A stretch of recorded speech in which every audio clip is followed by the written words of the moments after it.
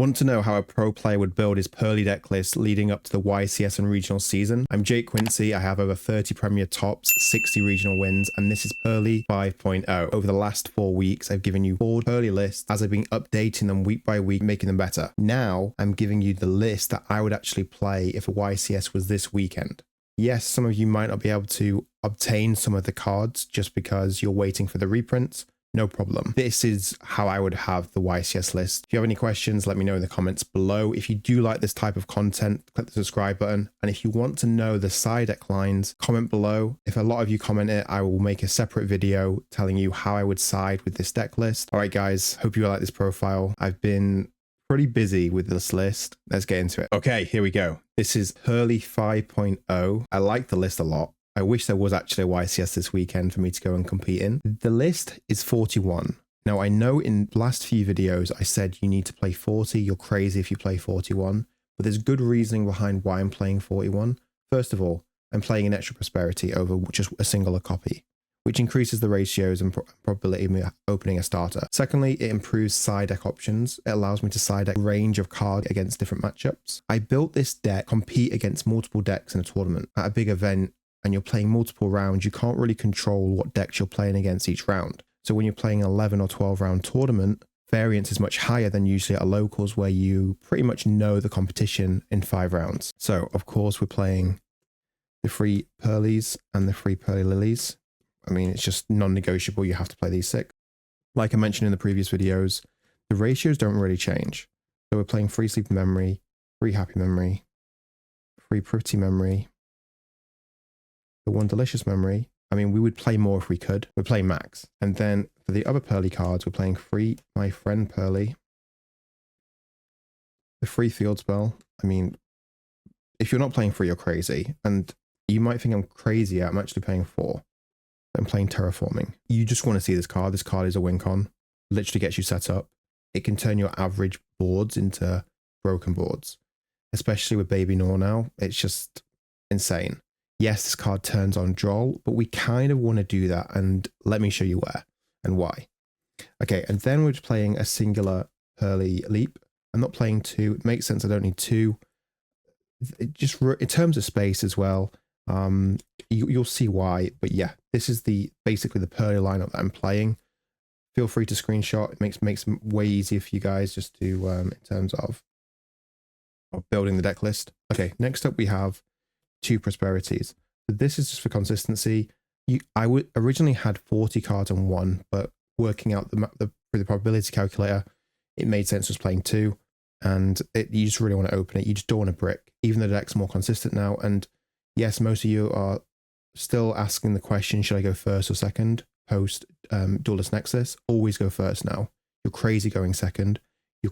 The odds of setting up a big Nor is much higher than ever before. So you need to go first. I usually win every time I go first with this deck, especially post side. So you have to go first. Cool. Prosperities. Next up, the hand traps. Like I mentioned in the last video, these are the best 6 to play right now. Some players are saying Imperm and Ash Blossom, they're crazy. It's definitely Draw and Ash Blossom. Play these 6, you will love them, especially Drawbird. It slows your opponent down for a turn, and the next turn you just go Happy Memory and you just win. Yeah, pretty straightforward. Then we're playing Free Book of Moon. You just have to play Free Book. Not playing Free Book is crazy. This card is insane. It's very good right now. It's very good in the mirror match. If they go first and they set up a Baby Nor with the trap face down with the field spell up, cool, you can't target it right in their turn, right? Because, well, yeah. And then they draw for you, you draw for your turn, and then you've got a choice. You can go, obviously you're going to hold this. They're going to draw cards from the Sleeping Memories underneath their Baby Nor, no problem. And then they're probably going to get greedy. They're going to play the trap card and target the XYZ, and then you just chain Book and Moon and book it. And then you just rank up and go into Happy, and then just attack and make a big Zeus. Or you just make you make a big Nor, to be honest. So, yeah, you just have to play Book of Moon. Now for the differences with the list from the prior lists. I'm playing a Free Frost, 1 Harpies, 1 Talents, and the best card, and the reason why I'm playing these for a YC, well, if it was a YCS this weekend, is mainly because of Dimensional Barrier. So I'm maining 1 barrier. So if I go first and I get drolled, I could usually set up a beauty, but if I go Frost, I'm going to set barrier. And setting barrier is just a win condition right now in this format. So every time, if you knew you were going first every game, you'd have free barrier in your deck list. So I'm basically playing a deck list with 4 barriers in some ways. So my win rate is going to be so high in the Swiss rounds and the YCS. And in Top Cut, I have answers for everything I need. Because look, think about it. Frost is giving you answers. It's giving you Feather Duster. It's giving you the singular talents. It's giving you dimensional barrier. It can even set the leap for you. You're in a good position. You can even get the terraforming to get the field spell if you need to. So it accesses a lot more for you. And it doesn't stop just here. The side deck opens up even more. Frost is going to be a very good play in the competitive scene at the start of this season. Yes, some players have started playing Frost, or you've seen Frost in deck lists, but it's going to be very different from what you've seen before. You're going to see a lot of deck lists playing Frost now. So it's going to be a very different meta game. And this just creates more wins in some ways, like I mentioned with Feather Duster and Talents. Okay, all right, so it's 41 cards. This is the main deck, the extra deck. So we're playing 2 Beauty, 2 Happiness, 1 Plum, and I'm playing 1 Baby Gnaw now. And it's going to be a good reasoning why I'm playing 1. So I'm playing 2 Big Gnaw, the Slacker Magician, the Downer Magician, the Double Zeus, obviously Anima and Azalea. So originally I didn't play Princess Sprite when Baby Gnaw came out. I played 2 of these, but I'm playing Princess Sprite again now. So this is the Baby Gnaw replacement because I'm playing way more spells and traps that have a higher impact that I just want to see this. I can go this and activate a top card. Now I can hit a Frost, a Talents, Dimensional Barrier, Feather Duster, and a Terraforming even. So there's more cards for me to hit that are going to be better to increase my overall win rate in the game and across multiple games in a YCS. And now the side deck. We've got triple Nibiru, triple Encore, and triple Cosmic. So this is just against combo decks, Dragon Link, etc. Synchro decks, pretty strong. This is against the mirror match. This is just a win con. I recommend getting them if you can get them. It definitely needs a reprint.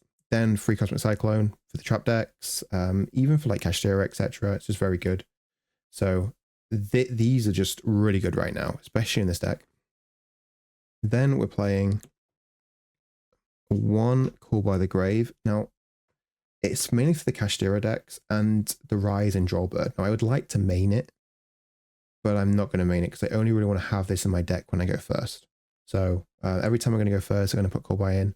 And also, Call by doesn't negate the activation. So it means your opponent can activate a hand trap, you can Call by it, then you can Frost, set barrier. You're good. Okay. Then we play the second Talent. I'm going to put this in every time I go second. Gives me like more ways to win. And then having free Frost, 2 of these in my main deck when I go second is disgusting. The 1 Dark Ruler, this is against the Sprite matchups, the arena matchups, etc. It's going to be very good, especially with free Frost in there. The 1 Herald of the Abyss. Now, yes, I am playing free Encore, but this is going to be nice because this I can just search from Frost against the mirror match. So if you think about it, I've got 3 Book of Moons, 3 Encore, 1 Herald, 2 Talents, 3 Frost. It's just, I'm never losing going second now. And then the last 2 spots is the last 2 dimensional barriers. You just have to play 3 copies in your deck list. Card's broken. I made a ban list prediction video that came up a few days ago. Check that out. I'll leave it in the description below, or you just click on my channel. And yeah, I say this card should get banned. This is it. 41 card main deck, 15 card side, 15 card extra. This is Purrely 5.0. Hope you like the profile. Hope you like the deck list. If you want me to do an updated version with 6.0, let me know. But I don't think I could make it better than this. All right, guys, I'll see you in the next video. Peace.